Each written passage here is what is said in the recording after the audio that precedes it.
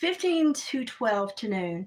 I really hope y'all like the faces I make when I do my thumbnails. I'm coming at you today to show you, this is me, no makeup, no nothing, face clearing up. I've still got some horrible bags. Health is improving. So I'm better on my end. I had physical therapy yesterday. I'm so sore.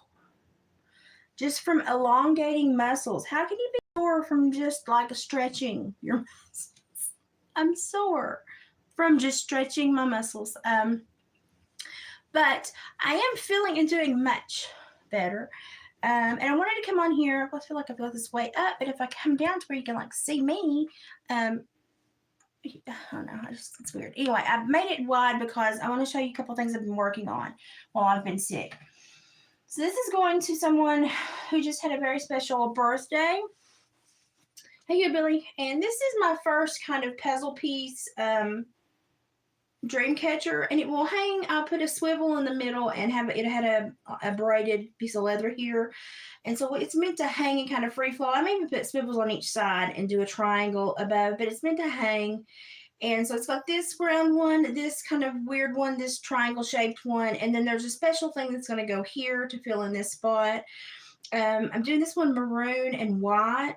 I may put a little silver black, just, I don't know, just maybe.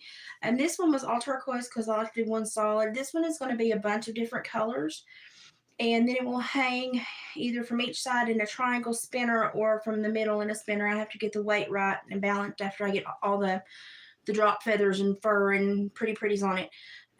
So I made this one for a young lady that's joined us all in adulthood. Oh, it's a trap. And it is to show the 3 stages of womanhood, which is like the babe, the maiden, and the crone. Don't quote me on that, but it's something like that. So that was my intent behind that, is to kind of show the 3 stages of womanhood.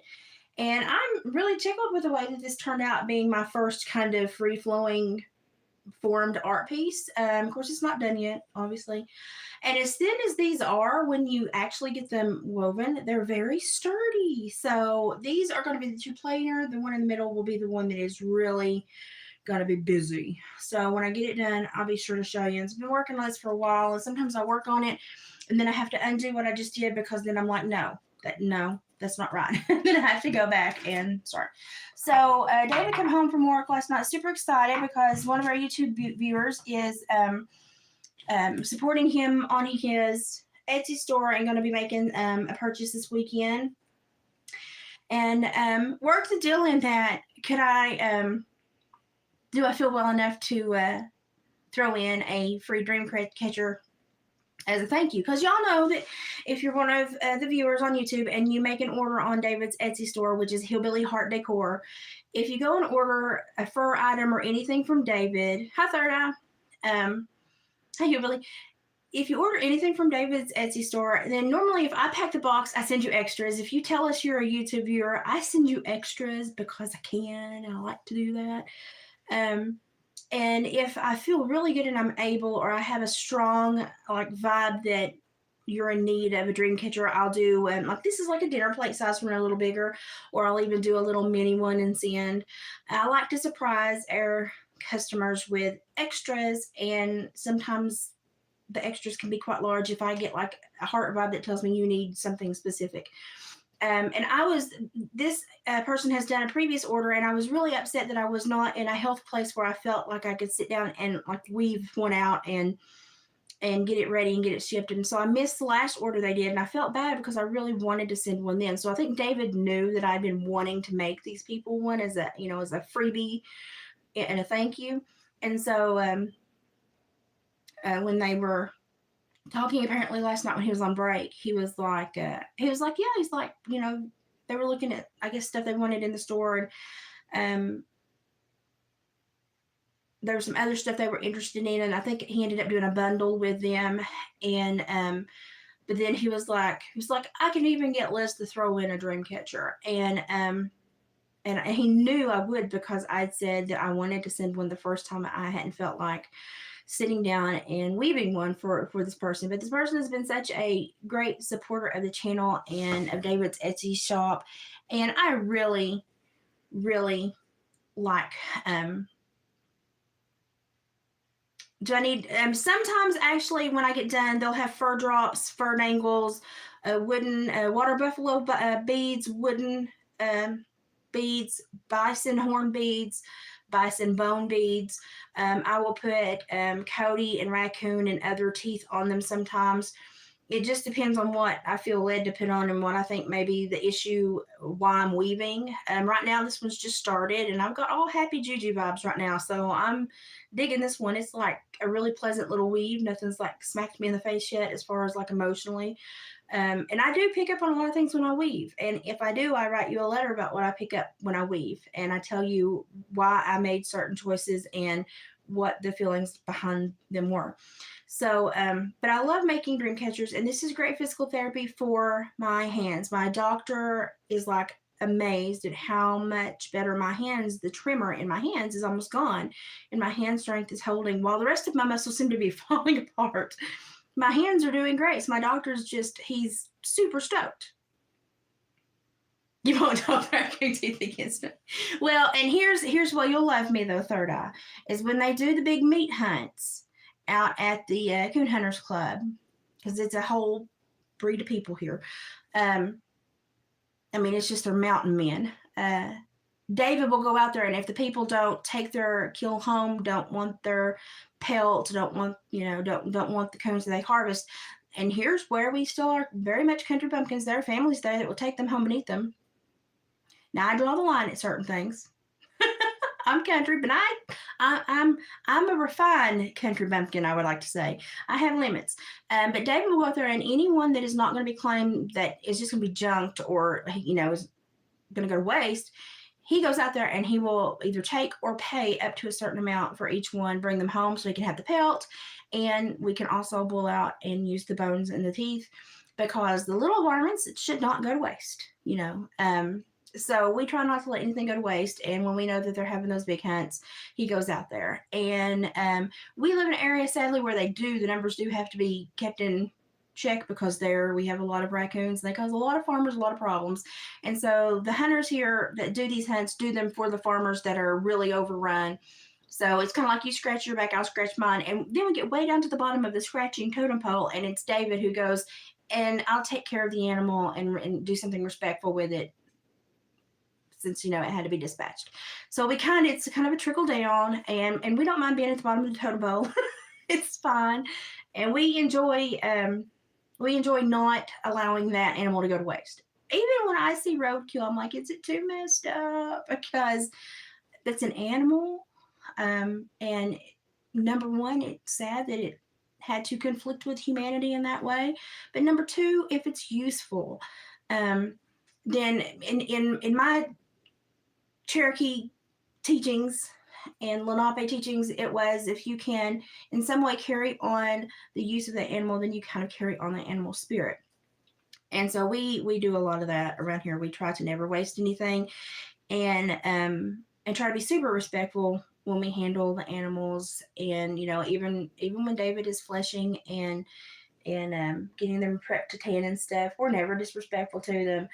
And we're really, we thank them. We're really appreciative, because they help us pay our bills, pay for all of my health care that cost, oh my God, how much every month, with 2 insurances, 2 premiums, all the deductibles, 2 pharmacy plans. It's just, I'm an expensive old model to keep up. I'm bad. I must be like foreign made or something. It is. It's the Irish and German in me. I'm foreign made. We figured it out. We cracked the code. But we try to never let anything go to waste or be disrespected. Hi, Pocahontas. So I just wanted to pop on and say, started this, and I've got, I don't know, it's just had a really good happy juju vibes while I've been weaving it this morning. So I wanted to share, because me smiling at around noon is normally not a thing, because it takes me till about 4 or 5 to get to sleep most of the time. But my nurses are getting in a pattern. My physical therapy is getting in a pattern. That's helping me a lot as well. I'm not alone all the time. I'm getting a lot of my questions answered that doctors just don't have time to sit and talk about. And we're also getting a lot of questions put off and sit into the ether for a lot of specialists to give feedback on because they have these avenues. So it's like, yay, I'm getting all this information. Yeah, you can call me Liz. I answered anything that's not hostile. Decade of being a parole officer. I'm good as long as you try not to kill me. So I started out with a royal blue on this just because it's a thicker, vibrant color, and I'm going to be playing off the colors. And so this is going to have a few colors in it. But I also wanted to play off a lot of jewel tones, because in the expression of friendship, many times in the tribes, the jewel tones were the colors to express friendship. So that's why I'm trying to start this one with the jewel tone rich friendship colors and the thickest twine, because then I'm going to go to another variation of this color and smaller and smaller and smaller and smaller. And so I think it's going to really end up being a very pretty, eye-catching, and interesting weave. I don't like to, I can vary the weave and I can do the wraps and the pretty little things, but I like kind of the old school weave with just a lot of colors, because I think it's important when people get their Dreamcatcher to know also why any of the beadings on there, why the beads were chosen, specifically what they're made out of and why that was chosen, and to understand kind of what the beads represent, and the little, and I always use like a skull or something larger as the spider. And I kind of, people don't always understand, but when it will probably hang like that. That's the way I think this is going to hang. But you decorate it, and you have a spider that sits on your Dreamcatcher, and that is kind of like that's kind of like your guard. And all the baubles and all the pretties and all the beading and the feathers, it's to attract all the dreams. And David does the same thing. He made bobcat sets with turkey feathers the other day, so they'd flap in the wind to get the bobcats to actually pay attention. So you pull in all the dreams and all the energy's attention, and then it hits your Dreamcatcher, and all your spider and your protectors and everything that's reflected or represented on your Dreamcatcher helps to devour the negative and only allow the positive through. And that's like the shortest version I can tell you of a Dreamcatcher. That's like, the Cliff Guide for Dummies right there. But there's a reason why I put everything on. And when I weave, I pick up on things. And if I pick up on a theme, I roll with the theme. And then after I weave, I will write you a letter and tell you exactly why I wove this way. I chose this color. I put on these things. I decorated it this way. You'll know exactly anything I picked up. And you never have to tell me if I'm right. I don't care. I just tell you what I pick up on, because sometimes it helps people to know what other people kind of, the vibe they got when they wove their Dreamcatcher. So that's what I do. And I never weave on bad health days. I never weave on days I'm angry about something. I only weave when I'm positive, or I have a very, concrete intent. The sun is shining so brightly through my kitchen window. It's about to blind me. So I try to also be very aware of the energy that I weave with, because I think, as I've told many of you all, we're just big batteries, and we just, we share our energy with each other in ways that we can't imagine. So I try to only be positive when I'm weaving. And that was stressed very much by the ladies that taught me, and you don't go against your teachings. I can't really get it all in frame. But this is going to be, it's a little bit bigger. It's serving plate size. I always go a little big on my Dreamcatchers. The little ones are just as pretty and sometimes cuter because they're more intricate, but I've got some rather large pieces that I'm going to be putting on this, and so I needed to make it a size to where it would hold the larger pieces without looking dwarfed. I only weave on Sunday if I do Sunday evening. So I have to, and I don't really do a lot of it. That's why we kind of keep our Sundays to check-ins, to show you what we've accomplished in the week and not what we're working on. Sundays in this area is still a very revered day, and it's a revered day for, almost all religions have a day of the week that they revere. And Sundays was a day of rest, and they would never have powwows on Sundays or anything.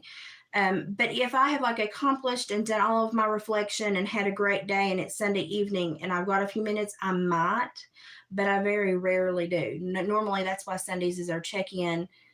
Everything stops. We'll show you what we've worked on, but kind of everything stops. And it's just kind of like a happy day to visit with friends and kind of have a good vibe.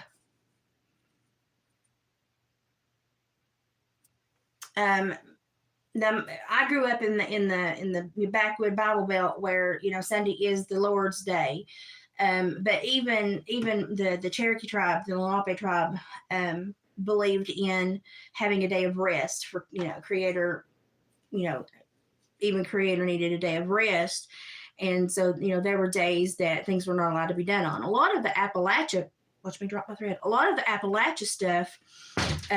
Ow, I hit my curio. A lot of the Appalachia stuff, superstitions, comes from a lot of the native superstitions as well. And like canning, if I was ever on my period, I was not allowed to help can that week. They said it would ruin whatever you were canning. There and you, certain ways the moon is hanging, you don't do certain things on certain ways the moon's hanging. You can tell bad weather if there's a ring around the moon, and you just grow up. I sit here and when I try to think of them just off the top of my head, I can't think. But you just grow up with such a healthy superstition when you live in Appalachia that you just don't realize how much it is ingrained in your everyday thought. Like, and even from the time I was tiny, like before kindergarten, I knew that if you're in the woods and you hear your name called, no, you did not. You don't pay any attention to it. And you stay on your path and you don't deviate from your path. And you go back to safety on your path as quickly as possible. If you hear a whistle, you never whistle back. You never whistle after dark. And you never, ever whistle in the woods in Appalachia, ever. If you hear your name get called, like I said, no. But you also never respond. And these are just things you're taught in Appalachia, and a lot of it goes back to a lot of the native stories about the creatures and stuff that inhabit the creatures and spirits that inhabit this area. And we just Appalachia is one of those. We got a lot of spooky lore, and y'all, I've experienced some things growing up here, and you hear all the stories, you never really think about it, but even I've experienced things and been like, huh. Well, that's weird. Like one of the scariest things I ever experienced was me and my brother had gotten dropped off at Grandma and Grandpa's farm to go tend the chicken houses and the mules and cattle, and we were around in the apple orchard going up the driveway to go to the back door because we had on work boots. And my grandma had a huge chicken coop. It was like a little tiny cabin, and it was her chicken coop. They even had a glass front door, and then some ritzy bougie chickens. And from over there, which was an area I never liked, it was by the woods, and it was by the side of the woods that I just never seemed to care for. We heard what sounded like our little cousin calling for his little red heeler. And he had a little speech impediment when he was little. And he was calling, he was going, "Come here, Peppa. Come here, Peppa. Come here, Pepper. Come here, Peppa." And we thought, oh my God, our cousin has got himself locked in the flipping chicken coop. Lord, Matthew, my brother, was like, well, let's go get him out. And I said, no, let's go tell Grandma and Grandpa. I just had a very bad feeling about that. And so we ran around the house and in the back door. And, Grandma. And she was in the kitchen cooking as always. And she's like, what? And we were like, hey, TJ's got himself locked in your chicken house, in your little chicken coop. She goes, no, honey. And we were like, no, we heard him. He's trying to get the dog out there so that it barks so you'd know he was stuck in there. And she's like, no, honey. And we were like, no, we heard him like 3 times call. She was like, honey, that's impossible. He's not here today. His mom is sick and didn't go to work, so she didn't drop him off for me to watch him. To this day, I don't know what that was. Now, everybody around here wants to say, oh, it was a mockingbird. If that was a mockingbird, it had a pair of powerful lungs, because that chicken house was set way on back on the edge of the woods, so it'd have a half shady side, and so that when they put a netting over it, they could kind of affix it to the edge of the woods, and so it made hawks and stuff, they couldn't swoop down and pack off Grandma's chickens. And I've just not made peace ever with what I thought it may be. Maybe. But I do know that every time I squirrel hunted those woods, I always wanted to get home, and I didn't like it.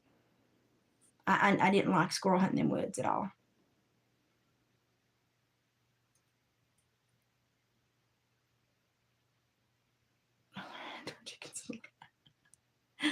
Mom always said it never.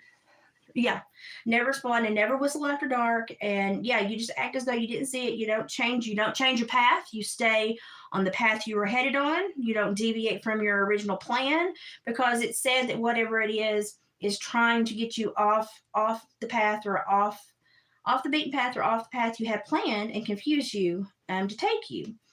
And you know, you grow up hearing all these boogeyman stories, but you know, I have been out in the woods, and I cut, if y'all look up East Fork Stables, when I was 13, 14, 15, I cut all their base trails when they were converting from a livestock barn into a trail riding facility. And I was young, but I knew the land because I deer hunted it. It hooked into my grandpa's cattle farm. And they were like, well, we'll hire her because she's not going to get lost. And, you know, I knew more about horses than anybody in the county. And the people that bought it didn't know a thing about horses. So I had to educate them about horses. And then I also had to cut and mark the base trails to be cleared. And I couldn't tell you how many hundreds and hundreds of miles me and I had a little Morgan Tennessee Walker cross horse. I couldn't tell you how many miles we did. I mean, bad. And we got up on a ridge line one day, and it was a bluff on one side. And I was trying to find a gap trail over this really like glorified billy goat path area so that you could get to the next holler without taking, you know, an extra hour and a half with your horses. And we got up, and it was just like the whole forest shifted into a different like energy sound setting. And it's like, you know, when your speakers go boom and fuzz, that's what it felt like. And I remember my horse kind of twitched and threw his head and kind of started gnawing on his bit. He was nervous, and I was trying to calm him. And then I heard whistling, and it wasn't just like a whistle. It was a melodic, like if there had been a bird sitting next to me, I would have been like, yo, you a Disney bird, and you can do the Disney. But that thing, whatever it was, just outshined you 100 times. I mean, it was doing a melodic whistle. And I kind of cocked my head, and I looked at my horse, and he was doing the froggy step with his legs, like, we need to move one way, woman. Where are we moving? We need to move one. And I was like, I read all the, you know, all the info he was giving me, and I was like, okay, we're moving. And we moved. And as soon as we got over that gap, I got out of there. Everything kind of came back to the normal sound, and there was no heaviness, fuzz in the air. And I marked that puppy on a map, and I told the owners had kids. I said, don't y'all ever ride in this area. I said, number one, it's too dangerous for your horse's legs. I said, number two, I said, it just don't feel right. I said, do not ever ride in that area. And they moved a whole trail that was going back to the river gorge. They moved the whole trail based on just my experience at that one spot. And I rode for 2.5 more years there. And then I would still, as an adult, go back and ride for the next decade. I could always just wave through the gate and go on, and they turned me loose because I cut all the trails, so I always got to ride there for free. And if I ever had to cut through that area to get to like a new overlook that they had put out, or they would sometimes like create new picnic areas, or I would always try to ride to go look at all the outhouses they put in. So like when people get 7 miles from the stables riding, these ritzy people wanted an outhouse instead of going out into the woods. And I had been told they put in a 2-seater at one of the gap trails on the far side. And I went back just to see if it was true, and doggone it, they had put in a 2-seater outhouse, wasn't even no divider in between you. You better have a real good friend. And they put a glass door, and I thought, well, I mean, that's great if you're sitting there enjoying the view, but what about everybody else who comes down this trail? Y'all didn't think this through, people. So, but I rode there until my legs got so bad and I started having all those surgeries. I rode, and then when I gained all that weight, I just couldn't ride anymore. I mean, yeah, I see a lot of really heavy people ride, but I'm not going to do that. And I don't want to get myself hurt. My body's too delicate now. So we sold all my horses, and then we sold all the little horses, and now I don't have any horses, and I feel like part of my heart is just gone, but it's okay. David probably will. I've been kind of putting the idea in his head that I want me another donkey in the field to kind of chase the coyotes away. and maybe a couple of goats. And so he's going to work on the fence. We got a couple corners that need to be replaced and kind of shored up. But I'm trying to talk him into a couple of big old Boer goats and maybe a donkey. And that way I'll have a nanny goat and have goat's milk just in case the world goes to crap, which is where it looks like it's heading. And have me a nice little donkey to protect my goats, because a donkey will chase a coyote off in 5 seconds. Heck, a donkey will kill a coyote. It's just our coyotes are getting so overpopulated here. The coyotes are winning for the moment. It's kind of sad. But yeah, I've had some real strange experiences out in the woods. You know, when you hunt your whole life and you trail ride, and you know, I'd go out solo for 14 hours a day, marking trails to be cut, just me and a horse. We come across some scary stuff sometimes. Felt like I'd been followed. We got followed by coyotes, a pack of coyotes one day. Man, it was scary. Yeah, whistling's a bad thing in the woods. Oh yeah, I think if, you know, people say, you know, science has an answer for everything. Science only has an answer for everything it's stumbled upon. You know, and I believe there's a lot of wisdom that our government has kind of kaputted from us. And you know, and because when I go visit my city peeps, I can sit there and be like, something's up. Do y'all feel that? Something is up. We all need to get out of this area. Something's not right. And they'll be like, what? Like I was at Bridgestone Arena for a concert, and I had my friend with me, and I was like, we need to move now. I was like, something just feels off. I don't like the way this feels. Let's move and go over there behind it where there's more light. And I said, just a few fewer people. Let's go over there now. And I wanted to move from where I was. And she was like, okay. And we get about halfway over there, and a big fight broke out right behind where we had been. And she was like, did you know that was going to happen? And I said, apparently.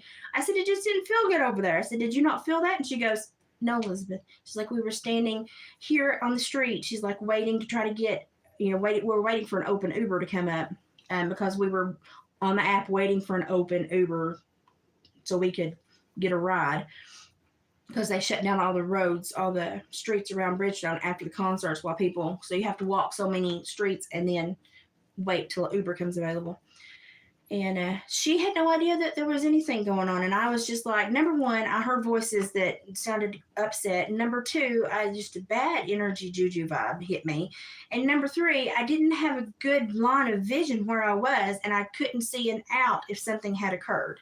And I wanted to move, and that's why I chose to move. And she had not a clue, but as soon as we started heading across the street and got about halfway to where I wanted to go, big old fight broke out. And I mean, big old fight. Ended up with cops coming. And I was like, wow. I was like, well, called that one.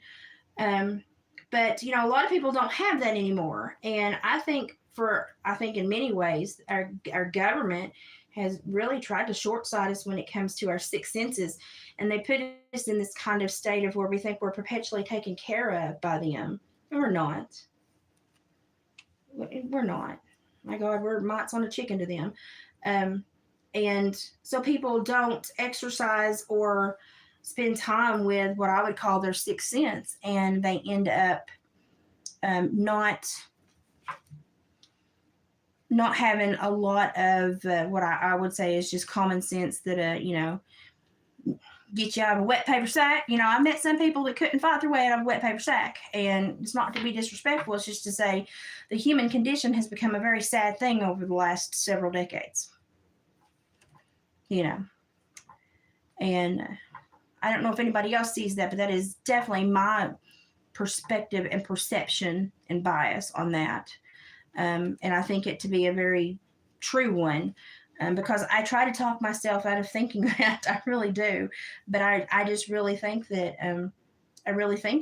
without our six senses, we are less able to bond, emote, build safer communities, build communities that we would, you know, really take care of and protect. And I think without that sixth sense and that fight or flight, which often, you know, breaks down to fight, I think without that, it's easier to herd us. We certainly have been herded the last little bit, haven't we? I mean, that's just my opinion. I'm allowed to have one. But yeah, so I've met a lot of people, and I've been like, I worry about them. I don't even, it's like I've met some people. I'm amazed that honestly they can tie their own shoes and wipe their own hind end. And let's just be honest. I've met some like that. So, but I think that we need to get back to our sixth senses and back to get in touch with nature and reality and all those things that brings a lot of happiness. Why do you feel good when you've gone to the beach or you've gone on vacation? Because normally you spend half that time barefoot or in a natural setting. You've put yourself amongst natural things, natural elements that often, are said to have healing properties. So obviously you would feel better when you come back from vacation if you've chosen a natural setting, a natural place, and natural things to surround yourself with. It all makes sense to me. So anyway, I feel calm when I weave, and every once in a while I'll weave for somebody and I'll get a really bad feeling, and I have to sit it down and walk away from it and then come back. And if I keep getting a really bad feeling, I'll actually contact them and be like, yo, what's up? And normally something is up. So this is going to be the first layer of this one. And now I'm going to do another color and then an accent color. And in the next little bit, I'm going to be putting on what I call the spider and a couple of beads. And then I'm going to have some fur accents around through here, and then some drop feathers and some drop furs. So there's the first of that. It's the adding on all the extras at the end that takes all the time. But I like to be able to do this. Weaving is great for my hands. It's my physical therapy, and I don't feel like I have really a use anymore because I'm not in my career. But I want to support my husband, and so if he's doing this business and selling his fur, if I have the capability to throw something free in the box that's going to make somebody's day, yeah, I'll do it. I like to make people smile. So this is going to be a thank you for someone that I believe is doing a bulk order this weekend. So that's how I try to feel useful and show my appreciation for everyone that helps my husband pay our bills and take care of me, because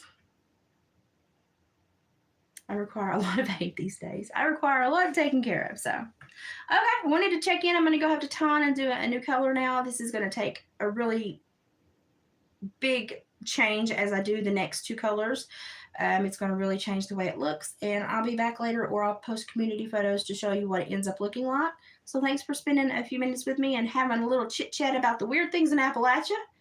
And maybe if I feel good, I'll see you later, and we'll maybe work on finishing some of this one. So got a couple of things I'm trying to do on the days that I feel better. I look like hot crap, but I feel better. I'm healing, and that's the important thing. So I'll see you later. Bye, guys.